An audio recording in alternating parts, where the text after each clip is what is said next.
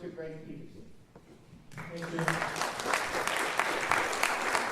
No, I am one of the co-founders of the Robert Jackson Center, Greg Peterson, and we started this Jackson Center in 2001 to advance the legacy of Justice Robert H. Jackson.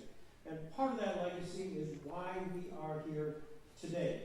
And I just wanted to welcome everybody here. The concept conceived at a coffee shop at Bowling Green State University in 2006 with David Crane, led to the first International Humanitarian Law Dialogue. And here we are, the 9th.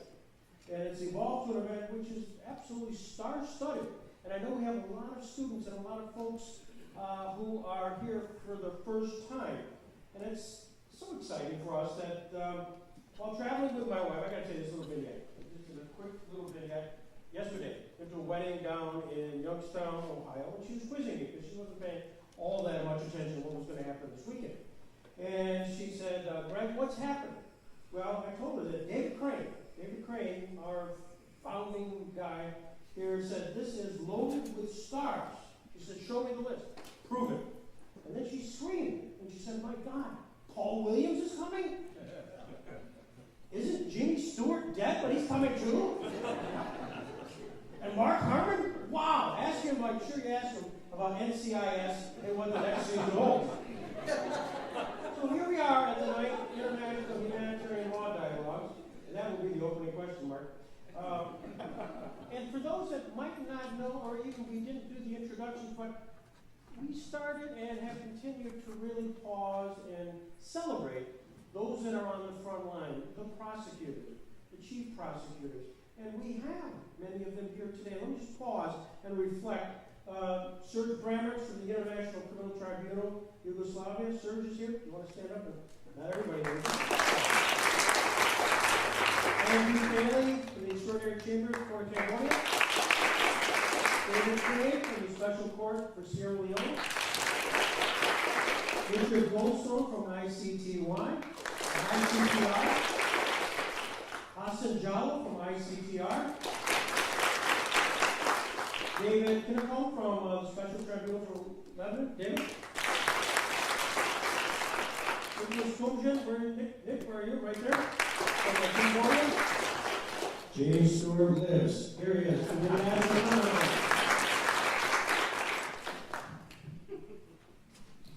One of the things we are also pausing during this time period is to reflect on the fact that it's 70 years ago that the Nuremberg trial commenced. Oh my gosh, Brenda Hollis. Brenda Hollis. I need to do a little more attention to this program. Sorry, I'll pay for that one, dearly. The 70th anniversary of the Nuremberg trial, and Robert Jackson was the chief American prosecutor. And that will come into play as we get into our special panel here in just a second. But what happened in May of 1945 was the fact that President Truman appointed Robert Jackson to do something which had never happened before. He became named the prosecutor, what we now know as the Nuremberg trial, and to create a tribunal which had never been done before. And it ultimately led in August of this past year, 70 years ago, to the London Charter. The London Charter, which actually created the template upon which the tribunal, International Military Tribunal, was held, which not only determined how the trial would be conducted, who the trial would be against, where it would be, and what the indictment would look like. It was the first of its kind, no easy task. But we celebrated that. And soon we'll be celebrating the opening statement of Justice Jackson and the trial come November of this year. And I thought I'd pause because we're going to talk just briefly, we're going to talk to the folks who are involved in the International Criminal Tribunal for the former Yugoslavia. And that was the first tribunal since Nuremberg. So you had Nuremberg, and you had the subsequent Nuremberg trial, of which Ben was a part, and you had the Tokyo trial. And then the whole gap. And then the ICTY. And with Richard Goldstone being the first chief prosecutor, he'll be up here, and so we'll chat with him, Andrew Cayley, Mark Harvey, and insert reference who's the current prosecutor about the history of the International Criminal Tribunal for the former Yugoslavia. But you know, not everybody had a chance today to see the wonderful movie. And I want to pause and just show the trailer, which is a 2-minute piece, which gets everybody in a frame of mind about the ICTY. So maybe if we could show that, that would be great. After people being extremely good in genocide and going on for hundreds of years, all our countries are committed with it. We have been receiving, for many months now, continued reports of massive breaches of international humanitarian law and human rights in Bosnia. These include reports of mass killings, torture, rape, and the unacceptable practices that are referred to by the equally unacceptable expression, ethnic cleansing.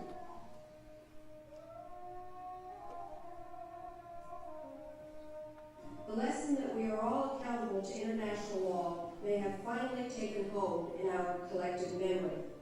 This will be no victor's tribunal. The only victor that will prevail in this endeavor is the truth. I've never been an optimist about this part of the world, but this is a historic step forward today. The war crimes issue was not forgotten in Dayton. On the contrary, never before in a negotiation has an issue like that had such a prominent place. Today we are the only international tribunal with no fugitives at large. Starting from nothing and building up a working, viable prosecutor's office, issuing the first indictment against Karadzic Mladic. Milosevic was trial, but he was left to die and nothing happened. He's innocent. Kuzman and Mr. Gregorovich died without being indicted. Prosecutors gave public statements. I just prepared the indictment, but he died. It is something which I cannot accept. My instinct is that 50 or 100 years from now, when scholars or researchers or lawyers are looking back at the work that was done at the ICTY, I think some of the most important work that was done was the work that we did in sending cases back to the region. We helped promote and develop institutions which hopefully over the long term will serve to protect the fundamental rights of the citizens of the former Yugoslavia.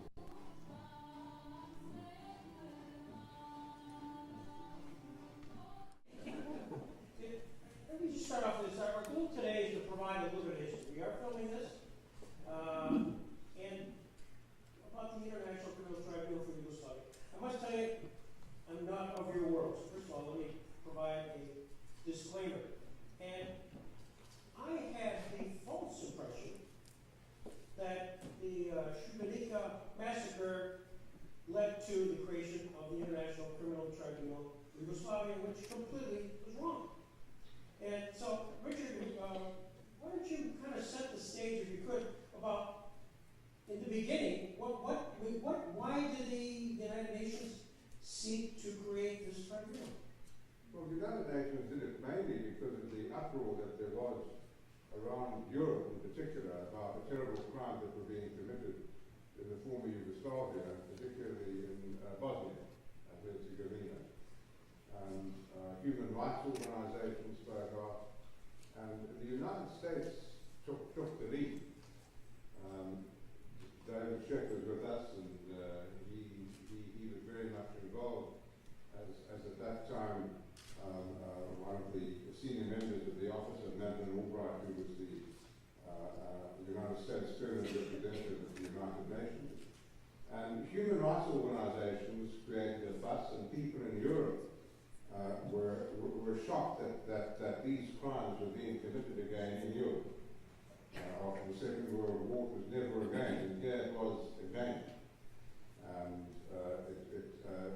there was a window of opportunity. The Cold War had ended, and surprisingly, Russia and China were prepared to vote in favor of setting up an international criminal tribunal for the former Yugoslavia. So it was the war crimes that were being committed that really led the Security Council unanimously to set up support in The Hague. Michael Sharp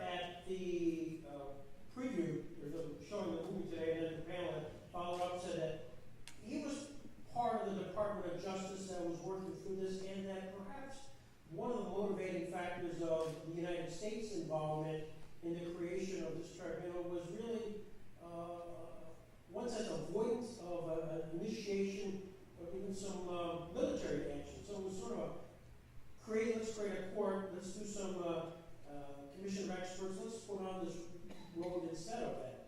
You get a sense of that from your perspective? Well, there was a lot of conspiracy theory at the time. Many political commentators and the media story was that the Western countries set up the Yugoslavia Tribunal as what they referred to as a fig leaf. It was a fig leaf to hide the shame of the Western world for standing by and allowing these crimes to be committed. I don't believe there's any element of truth in that at all. But this was the theory that was going around, and it was fueled by the fact that when indictments were issued in the beginning of the life of the Yugoslavia Tribunal, they weren't executed. People were not arrested. And again, people said, you see, there's no intent to enforce the orders of this court. It's simply a show tribunal. Mark, you were there at the beginning, pretty much. How did you get involved? I got involved as a result of an old friend of mine, Alan Teeter, who is currently prosecuting the terrorist and riots cases. Alan and I go back to the time when we were public defenders together in California. Alan had just finished prosecuting the Rodney King case.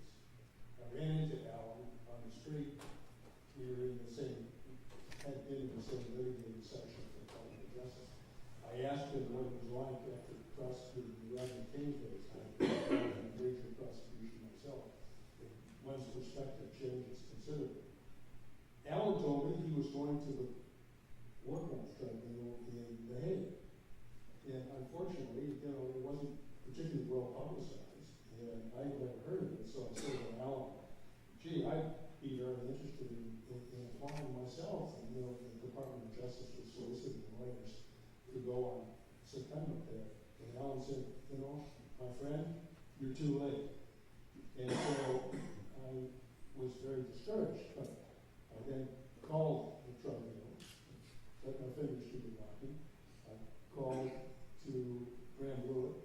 I asked Graham if he was still hiring prosecutors. He told me he was, as long as I submitted a resume by the next day. And I didn't have a resume. So my wife and I stayed up at night and I typed the resume and sent it to Graham, and then subsequently he offered me a job. That's how I got to use that tribunal. I had grown up with neighbors who had survived the Holocaust. And when I became old enough to understand what had happened to those people who were very nice neighbors of mine, I was deeply moved and always wanted to be involved in prosecuting war criminals after that. And I never thought that opportunity would ever come up again. And when it did, of course, I seized the opportunity. I had the privilege of working at the ICTY for 18 years. Andrew, how'd you get involved? My story is much less idealistic than Mark's, actually. I was a young army prosecutor in the British Army, a captain serving in Germany. I'd just come back from 2 years prosecuting in the military courts in Germany. I came back to the UK, wasn't in court any longer. I was doing a staff job, becoming very disillusioned with it, so I went to my branch postings officer and said, look, to be frank, I've done nearly 4 years in the army now. Unless something more interesting comes back, unless you can get me back into the courtroom, I'm going to leave. Within a week, I was told that somebody else in the office had turned down the posting, the secondment, because the British government was also supporting the tribunal, was also seconding people to the court, and the individual that had been offered the chance to go was married, his wife, and he had just moved into an army quarter outside Winchester. She didn't want to move, so I was basically the second choice. But how do you feel about that? Okay. Well, it changed the course of my life. So I ended up at the tribunal in 1995 with a copy of a book that I'd been given called Nuremberg by Airy Neve, who had been one of the British officers who'd actually served the indictments on the accused at Nuremberg. He subsequently went on to become a Conservative Member of Parliament, and some of you may recall was blown up and killed by the IRA in the late 1970s. He was the spokesman on Northern Ireland affairs just before Margaret Thatcher was elected Prime Minister. He was killed. So I never got to meet him, but that was the book that I was given, the British version of events at Nuremberg. So my head was filled with Hartley Shawcross, the Attorney General, the Chief British Military Prosecutor, David Maxwell Fyfe, who replaced him. So that was my route to The Hague. So that's you had this Nuremberg connection, and Richard, when you were asked to consider being the chief prosecutor, there's a Robert Jackson story in that ask, because you were, at the time, you were on the Constitutional Court in South Africa, and there was an opportunity that presented itself here. Well, maybe you can relay that story. Well, some of you will know the story of how I got involved. I'd never prosecuted in my life. I knew nothing about humanitarian law, and I knew very little about the former Yugoslavia. I'd read that this tribunal had been set up, but I knew very little about it. The background, which I didn't know, was that the Security Council decided that it would appoint the judges together with the General Assembly. The Security Council chose a short list of 22, from which the General Assembly chose the initial 11 judges of the court. But the Security Council said, we will appoint the chief prosecutor. It's got important political connotations. We will do that. And incidentally, I wasn't the first prosecutor. In October 1993, the Security Council unanimously appointed a Venezuelan Attorney General, Escobar Salom, as the prosecutor. He arrived 2 months late because he was busy prosecuting the former president of Venezuela, of Costa Rica, and he arrived late. And he resigned after 3 days to become the Deputy Prime Minister. And the court was then without a prosecutor. Between January and June of 1994, the Security Council vetoed 8 nominees for chief prosecutor put forward by the Secretary General. 5 were vetoed by Russia, the UK vetoed one, the United States vetoed one, and Pakistan vetoed an Indian prosecutor. And I didn't know until after I got to The Hague, but the judges at the beginning in about the middle of June decided that they were going to resign en masse if there was no prosecutor. They'd been there for over a year, they'd prepared the rules and the procedures, and there was no work being prepared for them. There was no chef in the kitchen of the court.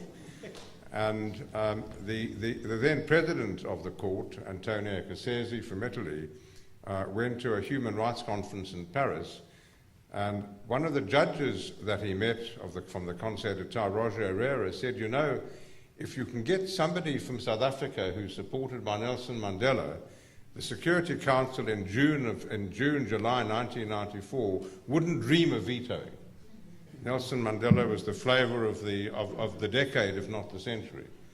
And that's how I'd been investigating violence in South Africa, and unbeknown to me, this conversation's going on, and I arrived back from a vacation and found in my chambers at the court a faxed message from Cassese asking if I was interested in becoming the chief prosecutor of the Yugoslavia Tribunal. Well, it was a ridiculous invitation, which I sort of laughed off, and I was preparing a polite response saying that I wasn't interested for the reasons I've given you. I was really a most inappropriate person to appoint. And I was about to send it off when the telephone rang, and it was President Mandela. Earlier that week, I'd been told that Mandela wanted me to be one of the first justices on our new constitutional court, which was a dream appointment. And I'm busy responding to Cassese saying no when the telephone rang, and it was Mandela, He said, I understand you've been invited to become the chief prosecutor of the Yugoslavia Tribunal by the United Nations. And I said, yes, Mr. President, I'm busy responding negatively. And he said, why? And I gave him my 3 reasons. And he said, well, don't be in such a hurry to send your letter, your refusal. And I said, but why not? And he said, because I've just told Boutros Ghali that you'll do it. Well, that was the end of my refusing it. And I said to him, well, what about the Constitutional Court? He said, don't worry about that. He said, the Cabinet has decided we're going to amend the Constitution to enable you to go away for 2 years. And he said, we owe it to the United Nations. They played such an important role in bringing apartheid to an end.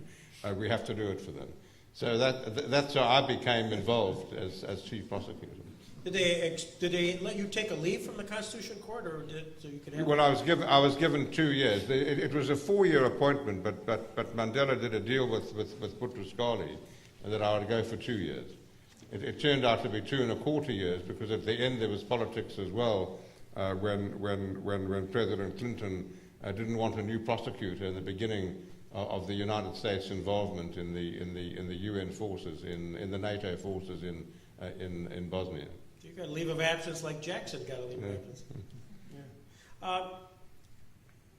The actual legislation, which, by the way, is about the longest legislation ever, the name of it, created certain crimes, clusters of crimes, breaches of the Geneva Convention and violation of the laws of custom of war, genocide, and crimes against humanity. What evidence were you given, this may be for Mark and Andrew, early on, as to what did you have? One of the things Nuremberg did not have immediately was a lot of evidence. Ultimately, they did. But what did you have available to you at the time? Well, I'd be happy to try to answer that question. Alan Teeger, again, my old friend who's still at the tribunal, told me the story.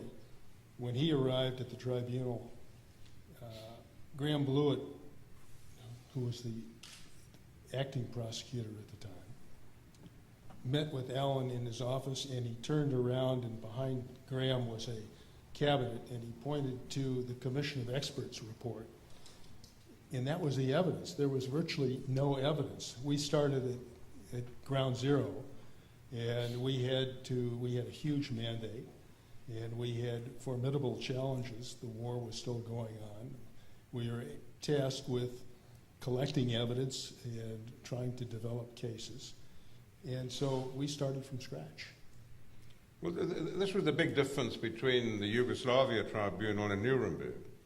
Justice Jackson arrived in Nuremberg, and they were smoking guns. The Nazis kept their records, and if one looks at the Nuremberg record, I certainly was amazed at how few witnesses were called. It was document after document was handed in. We didn't have documents. We didn't have smoking guns, so we had to build up cases from the ground up through really circumstantial more than direct evidence. I remember just on this point, because this is a case that Mark subsequently led me in, which is the Blaszkic trial. And I remember the basis of that investigation was a book that had been written by Colonel Bob Stewart. What was the name of the book? But it was basically an account of the Cheshire Regiment in the UN Protection Force. It was basically Bob Stewart's autobiography, the story of his involvement in Bosnia. And that was it. That was all there was in the evidence cupboard, was this book. And a mention by the Commission of Experts of the massacre at Omici. But that's what we started with. We started with a book. That isn't enough? So, with this paucity of evidence and also the pressure of coming up with action, I mean, basically there's political action. You are to look at crimes that were committed since 1991. How did you folks, when you got together for just prosecutorial meetings, get over that? I mean, just say, what the hell are we guys going to do? Well, I think what made a difference, Mark was referred to the report of the Commission of Experts that was effectively led by Sharif Bassioni. And those were volumes of evidence they'd collected, particularly of rape survivors and of many other crimes. And that at least gave us a direction. It led us to investigate the Prijedor region and the death camps at Omarska and so on. So that played an important role in directing us where to go. And in fact, it resulted in the first trial referred to in the film, the trial against Dusan Tadic. Tadic was involved in that area as a political, not a military official. And we then heard that Tadic had been arrested in Germany. He'd been recognized by some of his victims, and the Germans prepared a very efficient charge sheet against Tadic. But unlike the International Criminal Court, the ICC, we had primacy. And as chief prosecutor, I could bring an application for the judges to demand that Germany hand over the trial to the ICTY. And that's how we got our first living body in the prison in The Hague. Now, Tadic's role was what? What describe him? Well, he was a sort of a political leader. He ran a bar, a pub, and as I recall, he was a judo instructor in the Prijedor area, and mainly on weekends, as I recall, for sport. He would go to the camp and order to please him to order the most terrible crimes to be committed.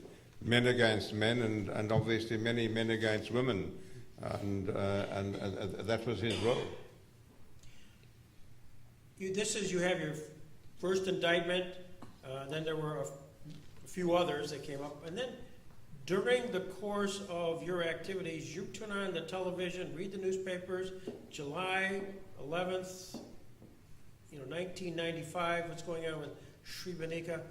Can you really understand during the course of the Civil War that's going on, the course of the tribunal, which was, one of the things was hopefully that would create a deterrent effect, that all of this is happening. What was the sense in the prosecutorial staff when you're kind of trying to digest what's just going on in front of you? Nobody saw the magnitude of what was happening at the time.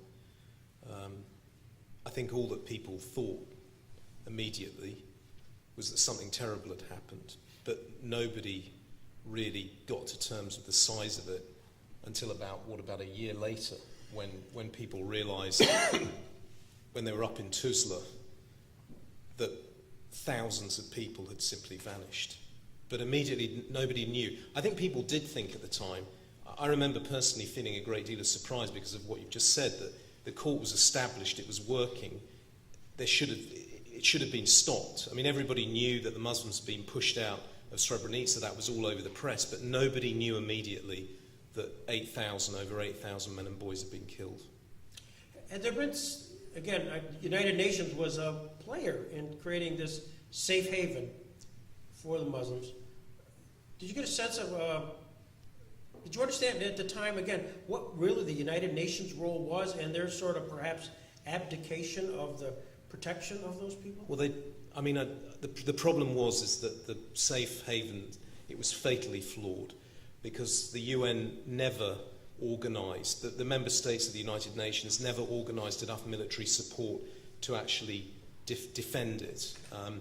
Mark and I were talking about this actually this morning over breakfast, and one of the things that's absolutely clear, the Dutch have been blamed a lot over what happened at Srebrenica, but the fact was it wasn't a properly set up military organisation to defend the enclave, and they weren't given sufficient air support, and the Dutch defence simply collapsed in the face of an onslaught by an entire Bosnian Serb army corps. They just weren't set up. So I think there were a lot of mistakes that were made, but I don't think the Dutch were to blame in the way that has often been presented in the media. From a timeline perspective, July 11th, 13th, things occurred which the evidence was not so clear, certainly at that time, other than something had happened. Then later that year, as we learned from the movie, there's the Dayton Accord, which created really a peace involvement with Milosevic, among others. How did that political play there from the United States and various countries with Milosevic affect the prosecution? It actually had nothing to do with it. The first indictment against Karadzic and Mladic was issued in about July, in about April of 1995. And that had nothing to do, that was before Srebrenica. And they were charged with crimes against humanity and a massive war crime. And then Srebrenica happened, and we got out a second indictment against Karadzic and Mladic for the crimes committed at Srebrenica.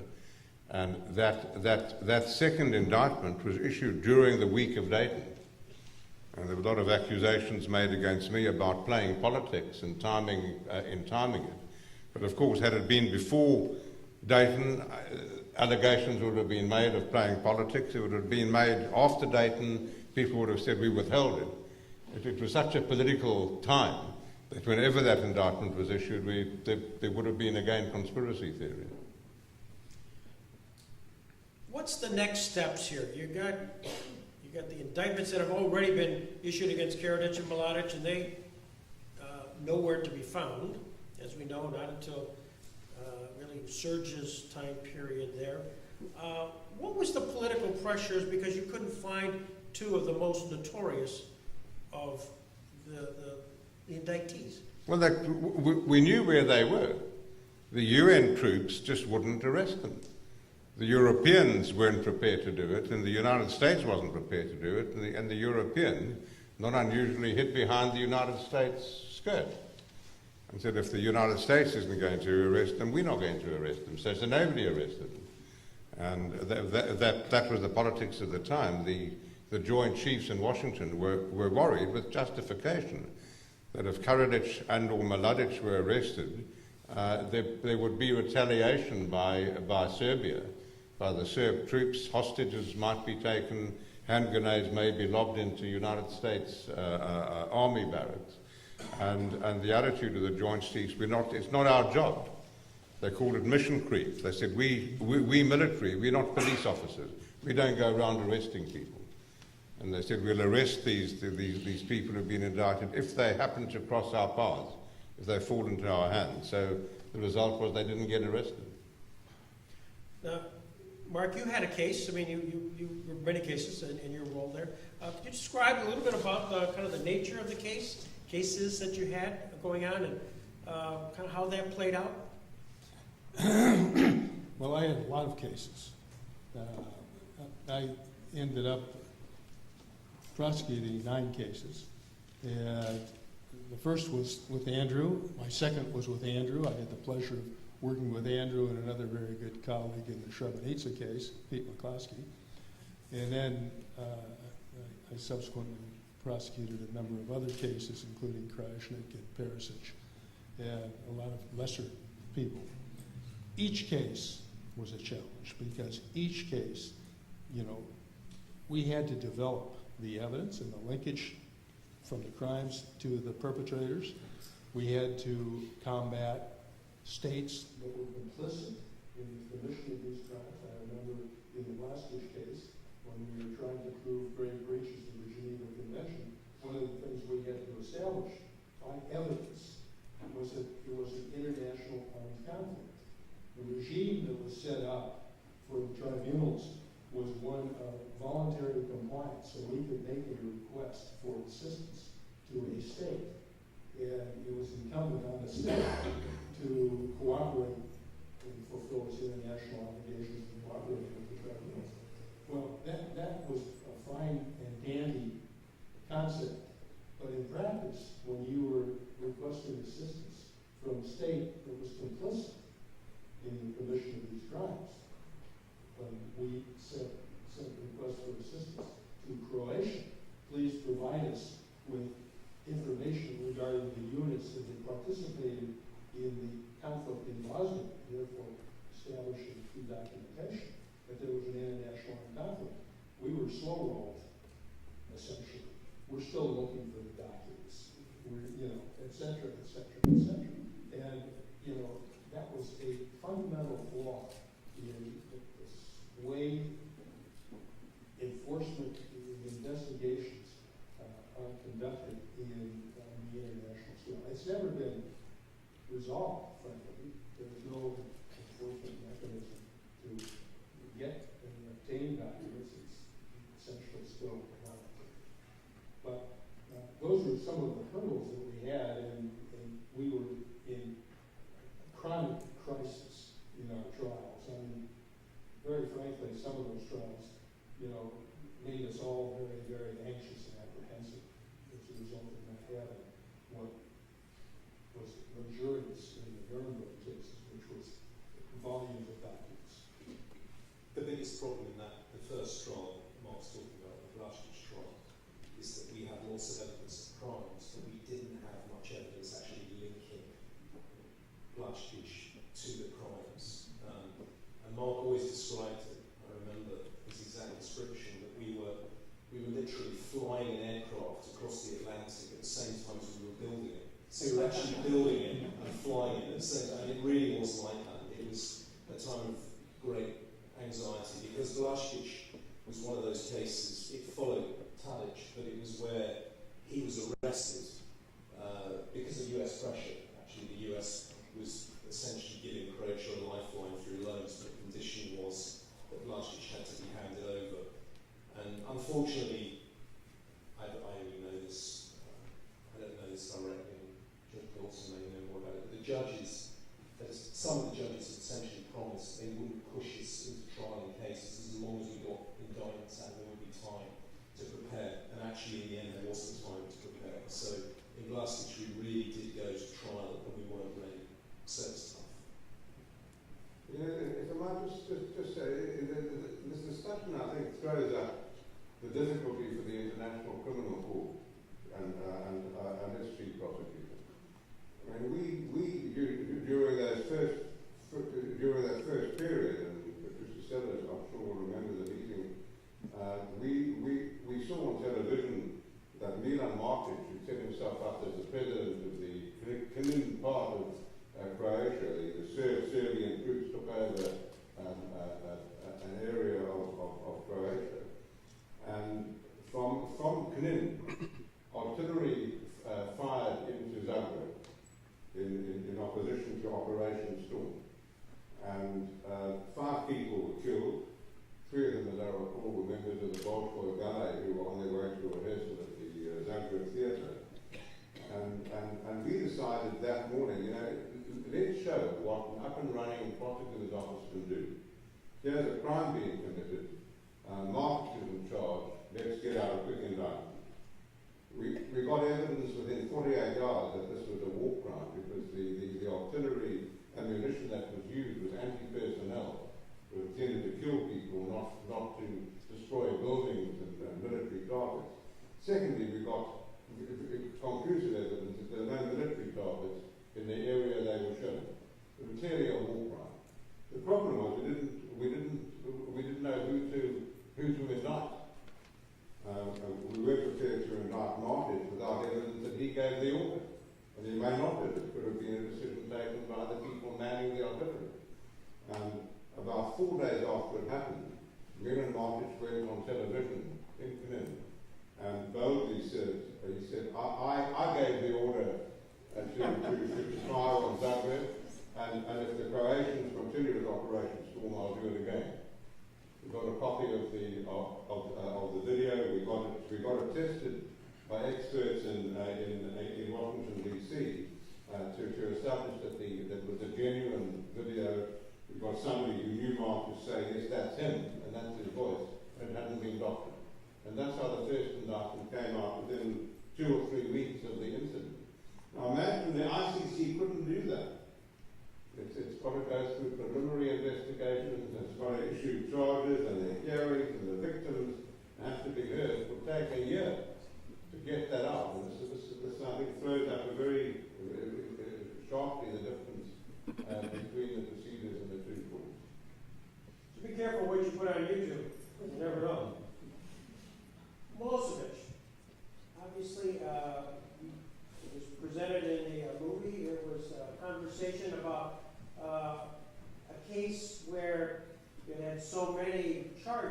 it might have taken too long, and therefore too long ultimately permitted his death, as opposed to Saddam Hussein case where there was one followed by another, and did that conversation that was in the film, did that break with you folks? I don't know if you saw the film. That was a conversation about just the length of it, and the disappointment, of course, with the Milosevic death, and the non-conclusion, kind of like that. Still a little bit dirty after the day was done. Well, I was not involved in the Milosevic case, although I know of the indictment. That's always been a debate and a criticism of the tribunal is the scope and scale of the indictments. And one has to try to find a proper balance. And that's quite a challenge. I remember in a case that I prosecuted where I tried to create a very narrow indictment. It was a case against a man named Miroslav Darnish, who was responsible for essentially ethnically cleansing a village of Glogova in May of 1992, I believe. And resulted in the deaths of 65 people, the complete obliteration of this village, the forcible transfer of every Muslim citizen in it. It was a significant set of crimes. And I charged the destruction of Glogova as a crime. And I was criticized by a judge for making too narrow an indictment, because the judge believed that Miroslav Darnish, who was a civilian commissioner in Srebrenica, should have been indicted also for Srebrenica crimes in 1995. And that starkly put the dilemma that prosecutors always face in drafting indictments is how large should it be? And, these trials take a long time to prosecute. And so I was particularly very sensitive to the issue of this particular issue. And I think on one extreme, the Milosevic case, there is justifiable criticism. It was too broad an indictment. It was too big. On the other hand, when attempts were made to make narrower indictments, we were also subject to criticism. So, Serge, you came on as the chief prosecutor in 2008. Prior to that time, to what extent were you observing what was going on with the ICTY, other than just a kind of an interested party? Did you find yourself attending conferences with these prosecutors, and were they seeking your advice, or were you giving them advice? Were you involved prior to you being elevated to that chief prosecutor? Yes and no. At that time, I was national coordinator for organized crime in Brussels, but I was also in charge of universal jurisdiction under the Belgian law.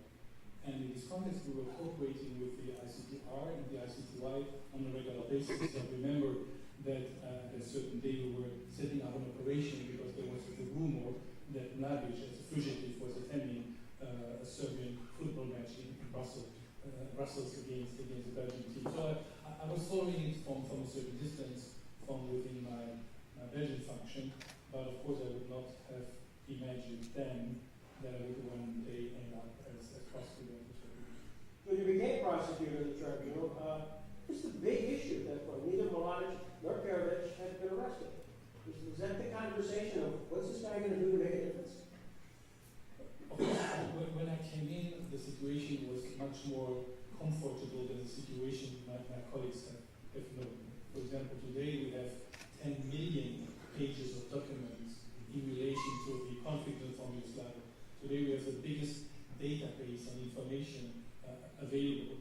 And as I mentioned earlier, this information is now heavily used by national prosecutors. Last year alone, 200,000 pages of our documentation have been copied to be used in proceedings in Bosnia, Serbia, and Croatia. So in this sense, it was an office with, when I came in, 400 people in the office, number of cases running. But of course, the biggest challenge then was the non-arrest of Karadzic and Mladic, and the atmosphere was quite pessimistic about it. At that time, the deadline for the closure of the tribunal was 2010. There was a lot of pessimism within the tribunal, but also among the diplomatic community to see Karadzic and Mladic arrested. Then it happened.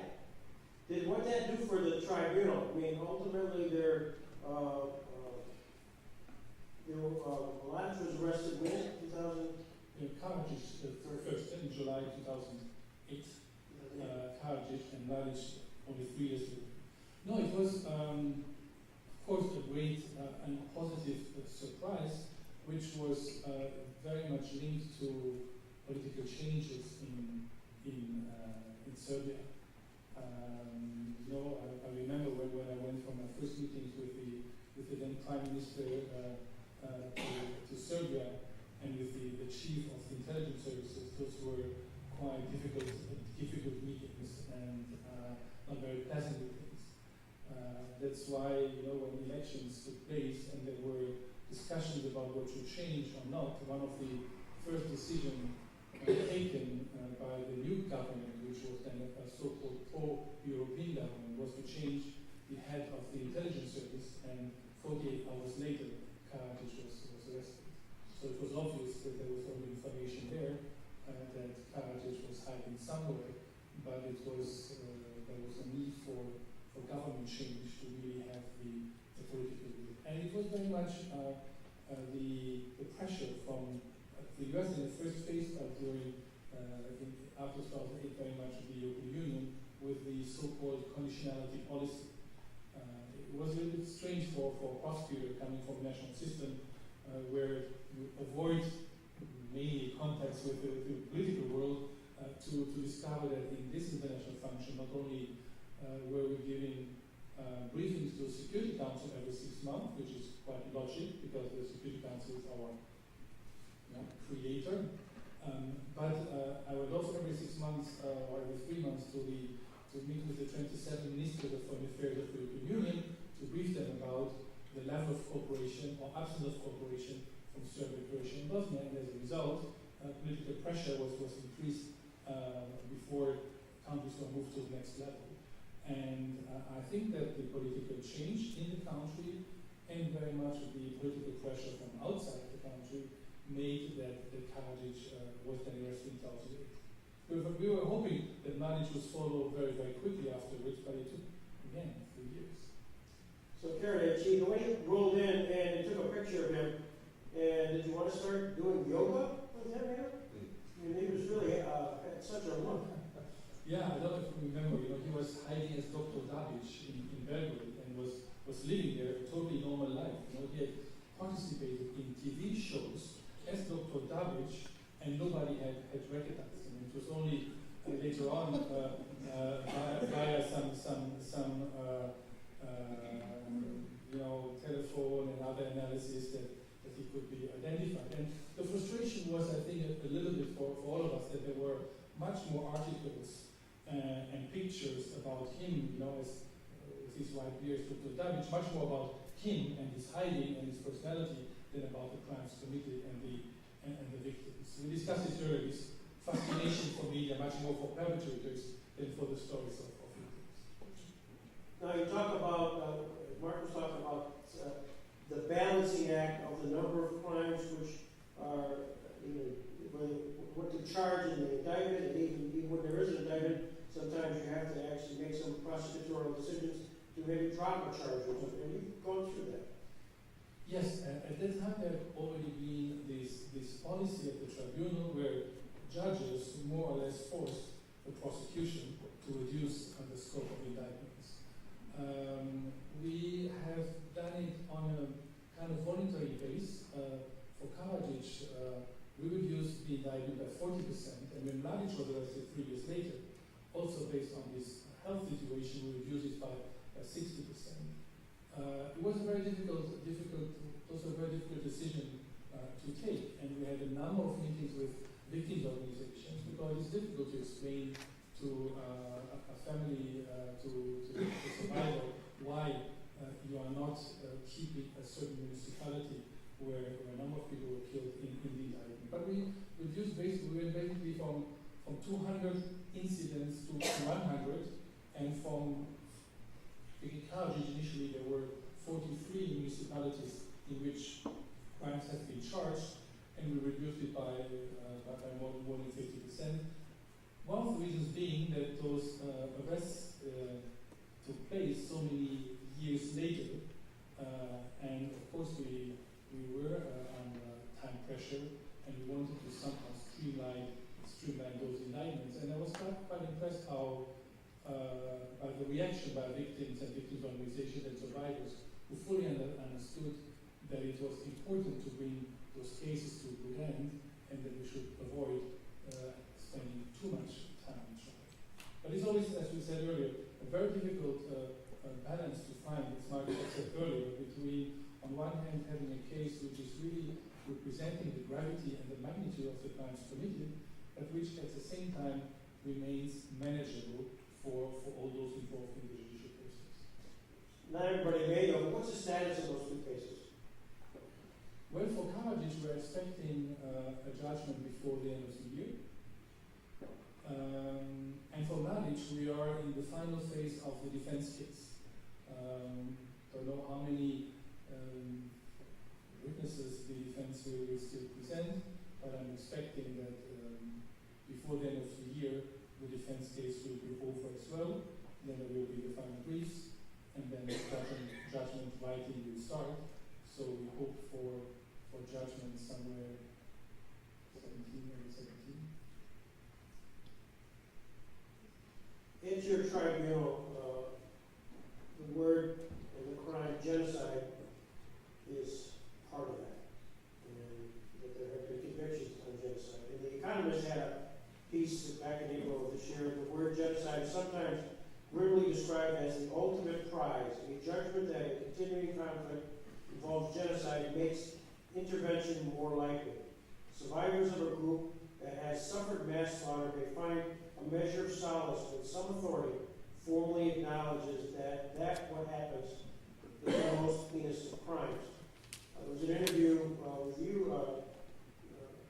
Richard, where there's a Yugoslavia TV, I just found it, where you have such huge responsibility indicated for a prosecutor to sign a war crimes indictment.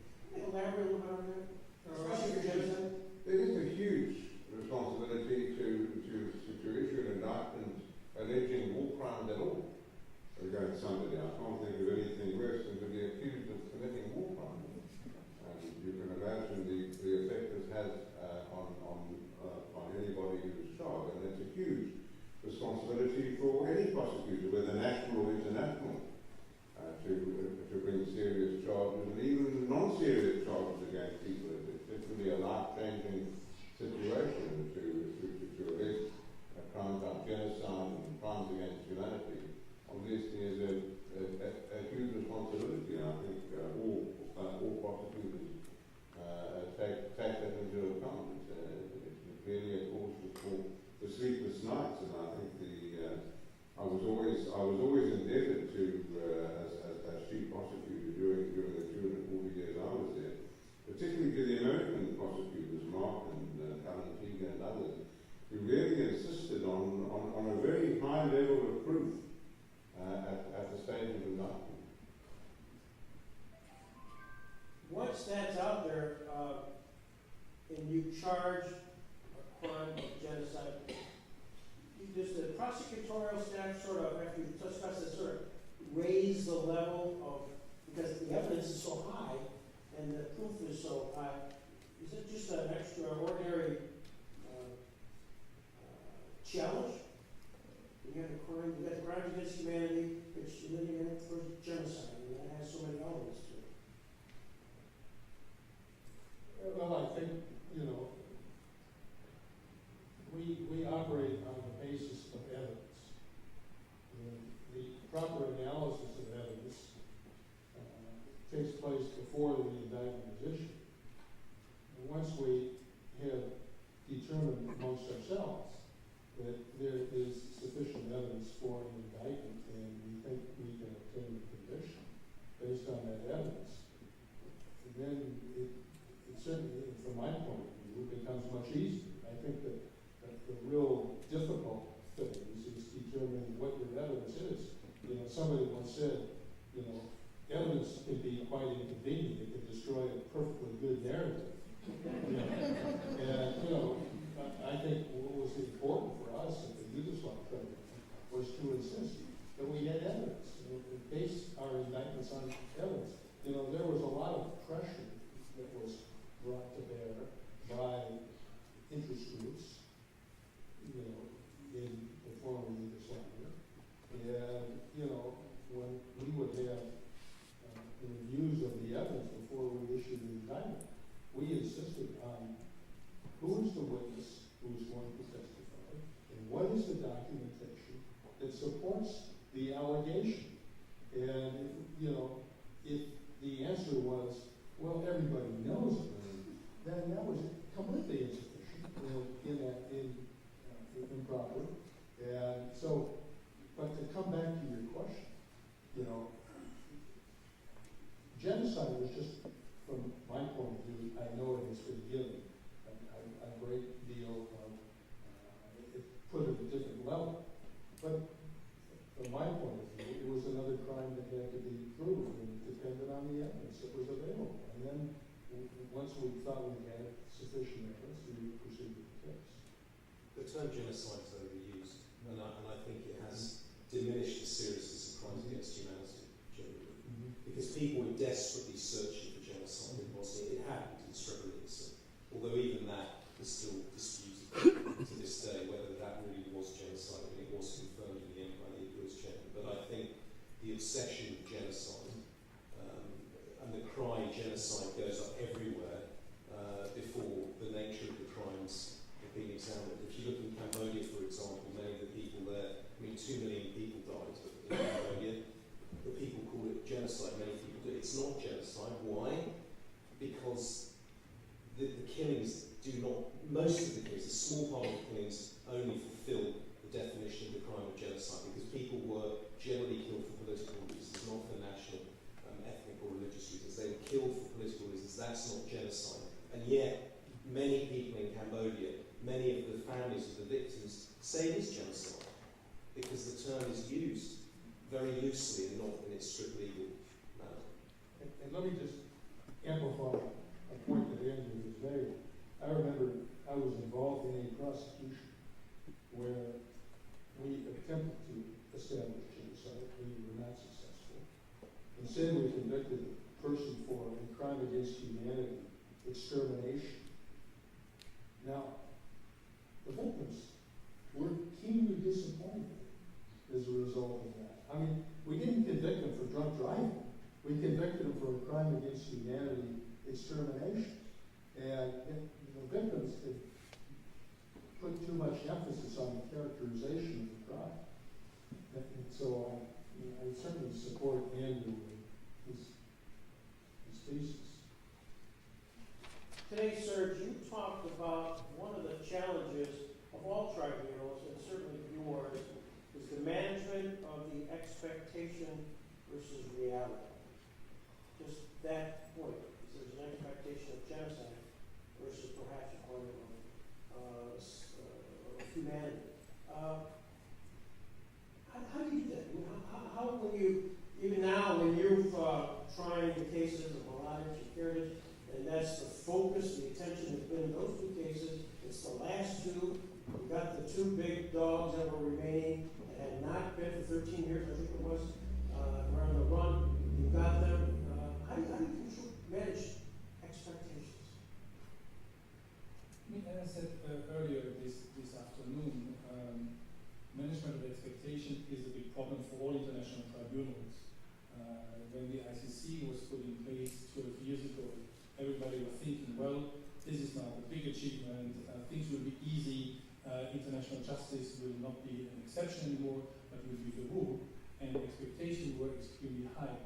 Now, we have seen in practice that it is much more complicated than that, and as Ferenc said, you know, the legal framework is there, the institution is there, but if there is not enough political will within the international community to really execute, implement international arrest warrant, and to allow justice to do its job, then of course we are not meeting those expectations. We have seen in the from Yugoslavia that, of course, victims organizations, nobody can ever meet expectations of victims organizations. We have indicted, our tribunal has indicted, different prosecutors, 161 individuals, which is a lot compared to other international tribunals, probably more than all the other international tribunals together. But when I was last time in Bosnia, there were still 5,000 cases waiting to be investigated. And the victims, behind each of these cases are a number of victims. Now, in relation to Karadzic and Mladic, of course, the first expectation was finally fulfilled that they were arrested. This was considered as being impossible in 2008. Today, it's a reality that we're in the final phase. The expectation is, of course, that both will get life sentence. The expectation is that both will be convicted for genocide in Srebrenica. But we also know that victims organizations in those other municipalities still hope that there will be genocide convictions for crimes committed in the other municipalities, which so far has been charged a number of times, but unsuccessfully. I'm afraid that there will be, again, a problem of a similar nature. Let's imagine that that Karadzic is in 2 months getting a life sentence, including genocide conviction for Srebrenica. Those victims organizations from the other municipalities, exactly for the reasons we just discussed, will probably be unhappy because their crimes have not been recognized as genocide. You know that we had a few weeks ago a reopening in the Mladic trial to enter evidence in relation to the newly discovered Tomasica mass grave, which was discovered only 1.5 years ago, with almost 400 different bodies. We have led this as additional evidence in the Mladic trial because it shows in the Prijedor region also how organized the entire operations were in preparing the mass graves prior to the execution, how bodies were transferred. And we are using this as a last chance argument somehow to say, well, if we look at genocidal intent, if you look at the intention to destroy entirely or in part a certain community for the well-known reasons, well, this criminal intent is not only present in Srebrenica, but we believe, as office of the prosecutor, that there is enough evidence to convict for genocide also in other municipalities. It's now the last chance we have in the Mladic trial. Again, for us, it's at the end of the day a legal qualification and not more. And getting a life sentence for crime against humanity, I think it's tough. But the expectation is again a different issue. We're going to reconvene this in 10 years. And the 4 of us will hang around and we'll come back to the Jackson Center on the 30th anniversary. And I'll ask the question of what's the legacy of the international criminal tribunal from the former Yugoslavia? What's your sense of what you might say 10 years from now? I think, still know what I'm going to say in 10 years, but one of the things that I really thought about today, actually, watching that documentary, for all of it's very balanced in terms of the positive aspects and the criticisms, but actually, if you look at it, the 2 ad hoc tribunals, the ICTY and the ICTY, I'm absolutely convinced in 10 years' time will be seen as the most successful models of all of the courts, actually. And I'm not going to go into restorative justice and all these things, because I think it takes a long time for these processes to be complete. And I was in Bosnia at the end of May, and it is true that the ethnic groups, as Serge knows, are all still disagreeing with each other. They're all still screaming at each other. But I think in terms of success, and having worked in a number of the other courts, the ad hoc model was the best model. And I think in 10 years' time, that will be seen to be the case. And I think the International Criminal Court has a lot of lessons to learn from the 2 ad hoc tribunals. Richard? I agree with everything that Andrew has said. I think it is a good model, and I think one of the problems with the ICC is it has got such a huge area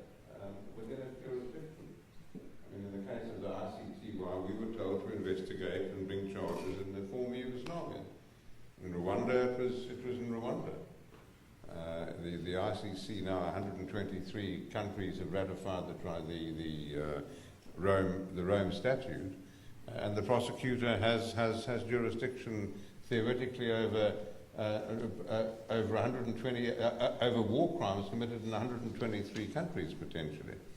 It's a very difficult, a very different situation. But I think the legacy of the ICTY and the ICTR, the ad hoc tribunals, will also be as I indicated after the documentary we saw this afternoon.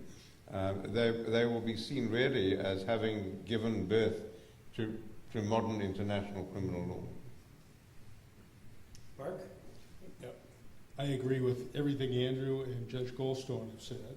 I think the legacy is still emerging, and I think it will take more experiments in trying to create models of international justice to really focus more clearly on the legacy of the tribunal. You know, it's international criminal justice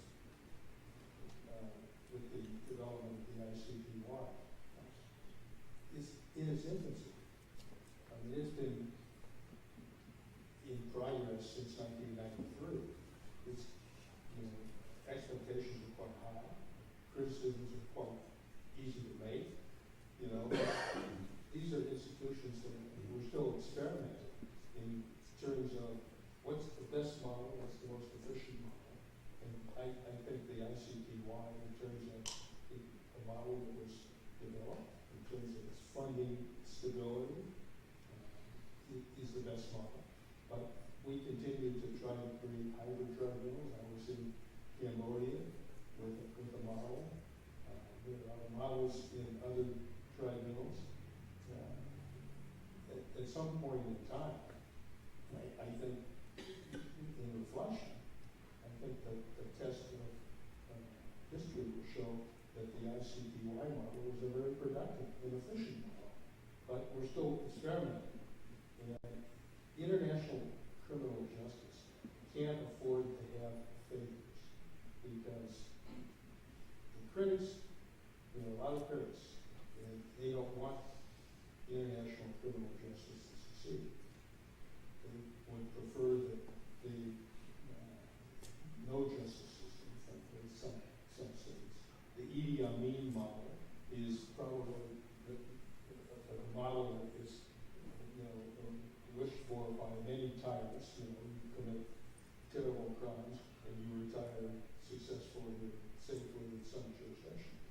As we continue to develop, you know, the solutions to these problems, you know, at some point, the ICTY model will be very, very good. That's my sense.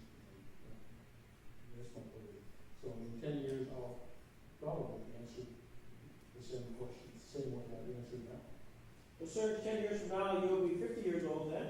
And how will you respond to that question? You know, we always speak about the famous impunity gap, saying that we are doing a lot at the international level, but as long as there is no prosecution at the national level, the impunity gap is huge. One of the big problems the ICC is facing today, there are 6 cases in relation to the DRC, there's a case in relation to the Central African Republic, there's a case in relation to Uganda Local Resistance Army, and those are important cases. But what do they represent in terms of number of magnitude of crimes committed? 0.001%? I don't know, but it's only very little. And there's no partner on the ground doing the large part of the work.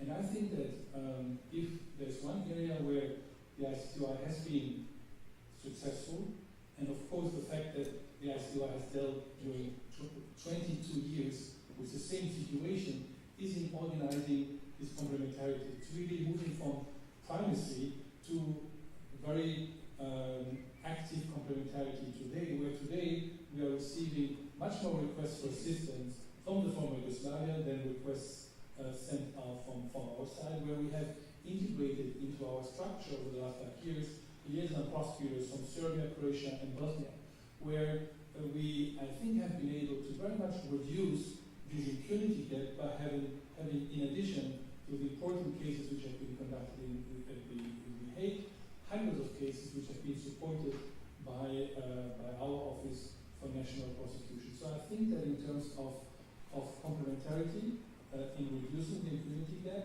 the model of ICTY will be considered as quite successful.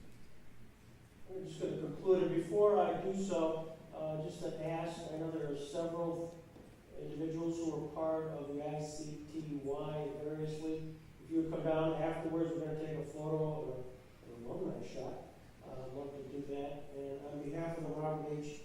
Jackson Center, and here we are, location, honoring the 70th anniversary of the Nuremberg trial, which Robert H. Jackson was one of the principal architects, and to have you four gentlemen as well as everybody here, it's just an honor beyond our really description.